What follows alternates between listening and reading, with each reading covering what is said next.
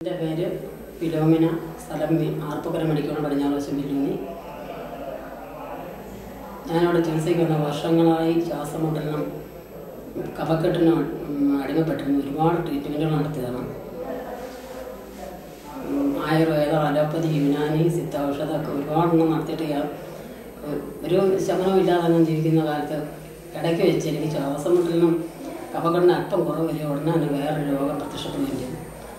ശരീരം മുഴുവൻ ചൊറിച്ചിലും, തൊലി പോവുക, തലയിലെ മുടി മുഴുവൻ പൊഴിയുക.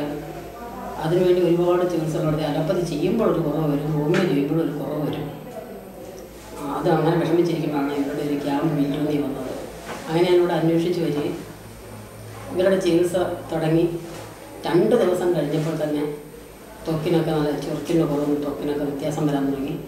21 ദിവസത്തെ അവിടുത്തെ ട്രീറ്റ്മെൻറ്റ് കഴിഞ്ഞപ്പോൾ രോഗം പാടെ മാറി. തലയിലും മുടി പൊഴിഞ്ഞ ഭാഗത്തൊക്കെ മുടിയൊക്കെ ഉണ്ടായി. ഇന്നിപ്പോൾ 21 ദിവസമായി കഫക്കെട്ടിനും ശ്വാസം മുട്ടലിനും ത്വക്ക് രോഗത്തിൽ പൂർണ്ണമായും ഭേദം ലഭിച്ചു. പിന്നെ കൈയുടെ എല്ലിനൊക്കെ പ്രശ്നമുണ്ടായിരുന്നു. അതിൻ്റെ പല പാർശ്വഫലമായിരുന്നു. അവനെ അതെല്ലാം തന്നെ മാറി കിട്ടി. വളരെയധികം പ്രശസ്തി ആർജിച്ച ഒരു ആയുർവേദ ചികിത്സയായിട്ട് എനിക്ക് തോന്നുന്നില്ല.